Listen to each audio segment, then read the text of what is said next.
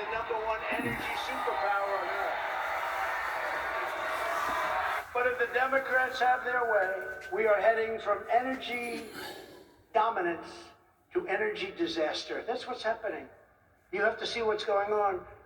Everything's being closed up. It's a disaster. That was President Trump speaking yesterday at CPAC. Let's bring in South Dakota GOP Governor Kristi Noem, who's also at CPAC, and Joey Jones, Fox News contributor and retired Marine. Good morning to both of you. Good morning. Good morning. Yeah, Governor, that really affects you when you hear that soundbite of him talking about the Keystone Pipeline and what that did to your state. And gas prices are going up now, so we're all feeling the effects of this. What's your reaction? Well, overnight, we felt jobs disappear. We had families that had expanded their businesses, restaurants, hotels, gas stations, preparing for the build that was going to happen on the pipeline. Plus, it's just the wrong policy. It's the wrong policy on energy. It's the wrong policy on safety for people and the environment. It's unfortunate that President Biden did this just based on politics.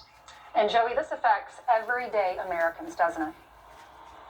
No, absolutely. I mean, to think that the president gets in office and the first thing he wants to do is kill thousands of jobs for no other reason than to appease a base that he doesn't quite understand or fully have the grasp of, really shows you kind of where they are. They know they're walking a thin line when it comes to keeping this Democratic base together, and they're just appeasing the far left of it right now, hoping the moderates stick around, I guess.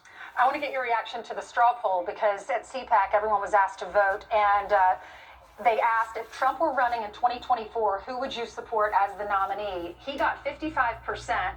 Governor Ron DeSantis got 21%. And Governor Kristi Noem, you got 4%. You made it up on the list. What was your reaction? Well, I think it's obvious that the president was with the people that love him, believe in what he has done for this country. You know, the man followed through on everything that he campaigned on. And that's what they want in leaders today. They don't want leaders who stand up and talk and make a bunch of promises. They want people of action. So I thought that straw poll was incredibly accurate, placing him at the top. And I think he'll continue to be a force in politics and policy here in the United States. Joey, they also asked if Trump were not going to run, if he's not running, then who would you support? The two governors at the top of the list, Ron DeSantis and Governor Noem, two states that are open. What was your reaction? Listen, I spent a couple of days in South Dakota with Governor Noem, and she's a double-digit contender in my book. I think she does a phenomenal job connecting with people. I've gotten to meet some of her family, and she is who she says she is, and I would gladly throw a vote behind her and support her. Will you run for governor again, or do you have plans for the White House? Oh, I'll absolutely run for re-election. In fact, I'm up in 2022, so I'm hoping the people of South Dakota will support me again and give me the opportunity to continue to serve them. I'm sure they will. They love you there.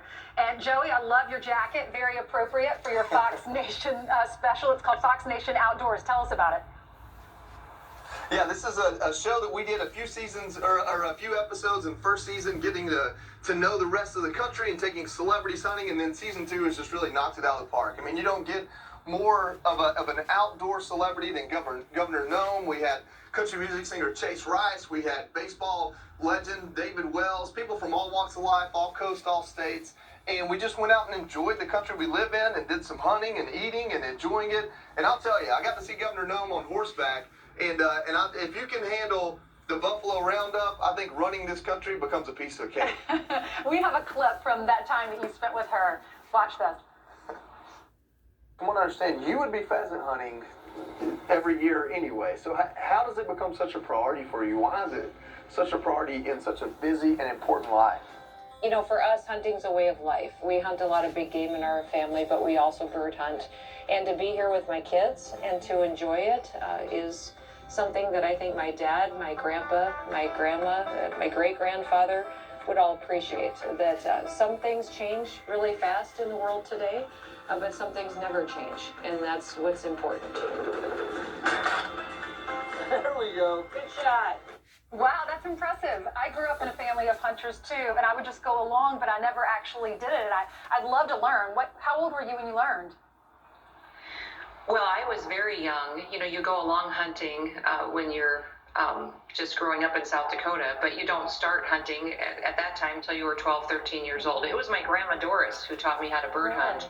And if Joey was going to be honest, he would tell you I had a tough day shooting that day. So we did okay, but the wind was blowing in South Dakota. Those birds were fast. And that was a test in patience that day, and a motivation to keep going. Well, you look fantastic, and you look like you know what you're doing. I'm very impressed with both of you. Thank you so much. Joey, look forward to seeing that.